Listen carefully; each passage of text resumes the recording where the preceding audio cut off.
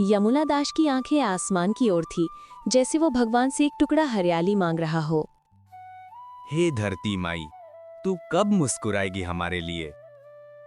सूरज ढलने लगा था और वो अपनी लाठी उठाकर घर लौट गया। दादाजी, आप बहुत थके हुए लग रहे हो। और ये उदासी? फिर से खेत में कुछ नहीं होगा ना? उदासी नहीं, चांदनी अरे बेबसी है। बेटा बेबसी है। अब तो लगने लगा है कि एक सपना हमारा भी अधूरा ही रह जाएगा। कौन सा सपना दादाजी? अरे हर किसान का एक ही तो सपना होता है बेटा, अपनी जमीन को फसल से भरते देखना। मैं तो सालों से हल चला रहा हूं, लेकिन मेरी जमीन जैसे मुझसे रूठी हुई है। आप सही कह रहे हैं दादाजी, ना जाने ये मुसीबत भरा जीवन कब बदलेगा। उस रात यमुना दास चुपचाप खाट पर लेट गया। दादाजी, आप इतनी सुबह सुबह कहाँ जा रहे हैं? खेत पर जा रहा हूँ चांदनी बेटा। यही तो बात मुझे आपकी सबसे अच्छी लगती है दादाजी। आप हर शाम थक कर लौटते हो, मायूस होते हो, पर अगली सुबह फिर वही जोश के साथ खेत पर मेहनत करने जाते हो। पर आज से आप अकेले नहीं जाओगे, मैं भी आपके साथ खेत चलूंगी। दादाजी। यमुना दास चंदनी को लेकर खेत की ओर चल दिया। वो दोनों आधे रास्ते तक ही पहुंचे थे कि तभी गांव का साहूकार सामने आ गया। अरे अरे सत्यानाश हो जाए तेरा। देखो, सुबह सुबह किसका चेहरा देख लिया। आज तो सारा दिन ही खराब हो गया जो तेरे जैसे मनहूस की शक्ल देख ली। राम राम राम राम राम राम। साहूकार जी, हमको मनहूस काहे कह रहे हैं? कम से कम हमारी पोती चांदनी के सामने तो ऐसा मत कहिए। अरे बेवकूफ, सारा गांव तुझे मनहूस ही कहता है। तभी वहां गांव का राजेश आ गया और साहूकार की ओर देखकर बोला, अरे राम राम राम राम। अरे तुम यमुना दास के मुंह क्यों लग रहे हो साहूकार? और क्यों रे यमुना दास, तुझसे कितनी बार कहा है कि तुझ जैसे मनहूस परिवार को इस गांव में रहने का कोई अधिकार ही नहीं है। समझ नहीं आता क्या? अरे क्या पता तेरी मनहूसियत सारे गांव में फैल जाए और सभी गांव वाले भी अपना खुशहाल जीवन खोकर तेरी तरह मुसीबत भरा जीवन जीने लगे तो क्या होगा बोल? गांव वालों की खुशी तुझसे देखी न जा रही क्या, मनहूस कहीं का? यमुना दास को ये बातें बर्दाश्त नहीं हुई। वो आंखों में आंसू लिए चांदनी के साथ खेत में वापस लौट गया। फिर यमुना दास फूट फूट कर रोने लगा। तभी एक बंदर आ जाता है। बंदर को देखकर यमुना दास और चंदा दोनों बुरी तरह चौंक गए। मुझसे डरने की जरूरत नहीं है, समझ लो कि मैं तुम्हारा भाग्य बदलने आया हूँ। यह सुनकर यमुना दास चौंक गया और अपनी पोती चांदनी से बोला, अरे जल्दी से इस बंदर से दूर हटो बेटी, दूर हटो बेटा। न जाने कौन है क्या है, इसकी बात पर भरोसा कैसे कर सकते हैं? मेरी बात सुनो, मैं जानता हूं कि तुम्हारी पीढ़ियां किस तरह से मुसीबत भरा जीवन जीती रही हैं। मेरी वापसी इस बात का संकेत है कि अब तुम्हारा दुख भरा जीवन समाप्त होने वाला है। यमुना दास डरते हुए अपने घर की ओर भागा। घर पहुंचते ही वो लंबी लंबी सांसें लेकर बोला, अरे अरे, हे भगवान, हे भगवान, ये क्या था? तुमने देखा बेटा, अचानक से वो बंदर कहाँ से आ गया था? अरे मैं तो उसको देखकर बहुत घबरा गई। अरे एक तो हमारे खेत में अनाज का दाना नहीं होता है, ऊपर से वो बंदर ना जाने कहाँ से आ गया। अगर ये बात गांव वालों को पता लग गई ना तो वो तो मेरे बारे में और भी बुरा सोचेंगे। अरे वो कहीं ऐसा ना समझने लगे कि मैं कोई जादू टोना करने लगा हूँ। चांदनी जो काफी देर से चुप बैठी थी, धीरे से बोली, दादाजी, न जाने क्यों मुझे उस बंदर की बातों में सच्चाई नजर आ रही है। ये सुनकर यमुना दास चौंक गया। तभी वो बंदर ऊहा भी आ जाता है और यमुना दास से बोला, मुझसे भागने से कुछ नहीं होगा। आखिर कब तक सच्चाई से भागते रहोगे? तुम्हें अच्छा लगता है कि सारा गांव तुम्हारा मजाक उड़ाता है? क्या तुम्हें अच्छा लगता है कि सब तुम्हें मनहूस कहकर बुलाते हैं? अरे अपने नहीं तो कम से कम अपनी पोती के बारे में तो सोचो। तुम्हारा जीवन तो कुछ वर्षों बाद समाप्त हो जाएगा, लेकिन चंदनी के आगे तो पूरा जीवन पड़ा है। उसका विवाह कैसे होगा, कभी सोचा है तुमने? क्योंकि तुम्हारी पीढ़ियों में अब तक पुत्र ही जन्म लेते रहे हैं। वर्षों बाद तुम्हारे परिवार में कन्या ने जन्म लिया है।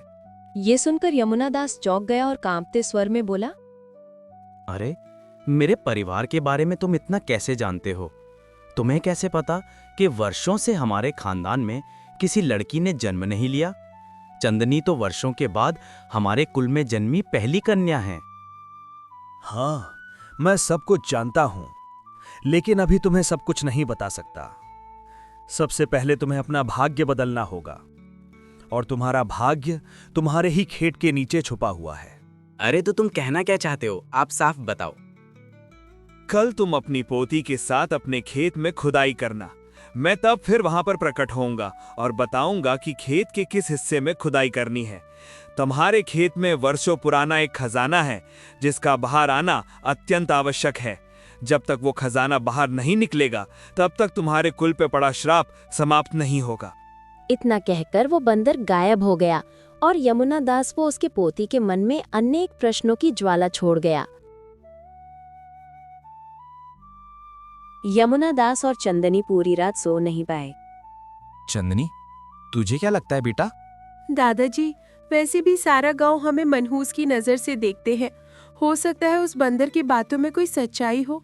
क्या पता जमीन के नीचे हमारे पुरखों का खजाना दबा हो और वो बंदर हमें वो खजाना देना चाहता हो। लेकिन आखिर वो बंदर हो कौन सकता है बेटा? और तूने देखा नहीं, वो मनुष्यों की तरह बोल रहा था। इसमें तो कोई शक नहीं दादाजी कि वो एक मायावी बंदर है, लेकिन सवाल ये है कि हमारे पास उसकी बात मानने के अलावा कोई चारा नहीं। कुछ ना करने से बेहतर है कि कुछ करके ही देखा जाए।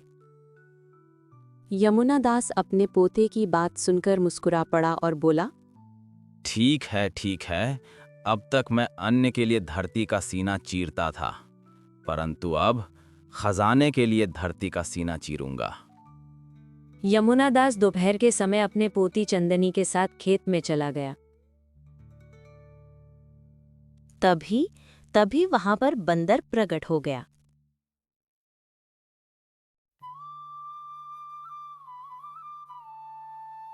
इस जगह पर खुदाई करो। यमुना दास और उसकी पोती चन्नी मेहनत से उस हिस्से की खुदाई करने लगे। बंदर उन्हें देखता रहा और बोला, खुदाई तेज करो, तुम्हें शाम होने से पहले इस पूरे हिस्से की खुदाई करनी है। इतने में गांव का एक व्यक्ति जिसका नाम रामगोपाल था वहां से गुजर रहा था। उसने बंदर को इंसानी आवाज में बात करते हुए देखा और यमुना दास को खेत में खुदाई तो वो पूरी तरह से चौंक गया। हे भगवान, ओ भैया, ये बंदर इंसान की आवाज में बात कर रहा है और यमुना दास इसकी आज्ञा मान रहा है। और जरूर यमुना दास ने कोई काला जादू किया है। मुझे ये बात पूरे गांव में बतानी होगी। इतना कहकर रामगोपाल ने पूरे गांव में ये बात फैला दी कि यमुना दास अपने खेत में खुदाई कर रहा है और एक बंदर उससे इंसानी आवाज में बात कर रहा है। अरे भाई, ये का परिवार तो वैसे भी मनहूसियत के नाम पर धब्बा है।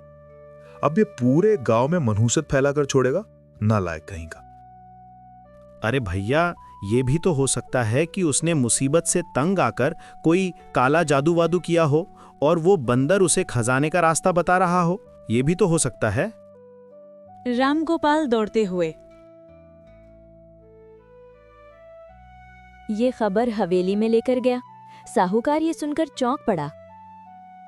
अच्छा, तो यमुना दास अपने खेत की खुदाई कर रहा है।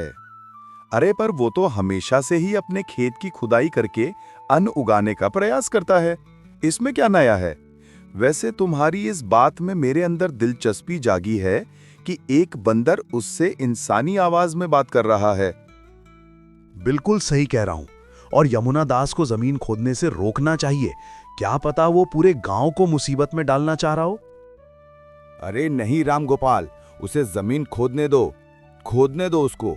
अगर अभी हम वहां गए तो यमुना दास सतर्क हो जाएगा और हम कभी जान ही नहीं पाएंगे कि आखिरकार वो कर क्या रहा है। लेकिन हम चुपके से उस पर नजर रखेंगे। हम भी तो देखें कि यमुना दास के खेत के नीचे क्या दबा हुआ है जो वो अपनी पोती के साथ खोद रहा है। और सुनो, गांव में सबसे कह दो कि साहूकार का आदेश है, कोई भी यमुना दास के खेत में ना जाए जब तक मैं ना कहूं। और मैं, तुम और कुछ गांव वाले मिलकर चुपके से यमुना दास के खेत पर नजर रखेंगे। समझ गए ना योजना? जाओ। रामगोपाल तुरंत वहां से चला गया। और पूरे गांव में साहूकार की बात पहुंचा दी। कुछ देर बाद साहूकार रामगोपाल और राजेश दूर से यमुना दास के खेत पर छिपकर नजर रखने लगे और चंदनी ने शाम तक खुदाई जारी रखी। सूरज ढलने को था कि चंदनी ने अचानक कहा, दादाजी, मुझे लग रहा है नीचे कुछ ठोस चीज है।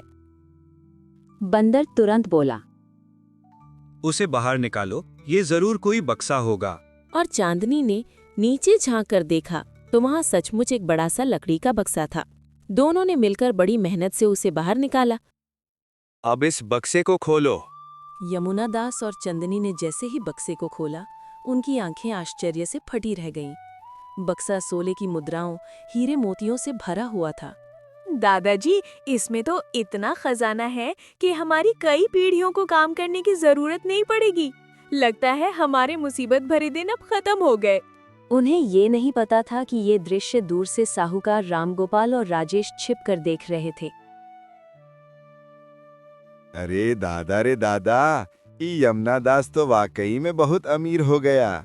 जरूर इसने काले जादू से इस बंदर को सिद्ध किया है, तभी तो ये इंसानी आवाज में बोल रहा है। अरे साहूकार, देखते क्या हो, चलो जल्दी से यमुना दास के खेत में। तीनों भागते हुए खेत में पहुंच गए।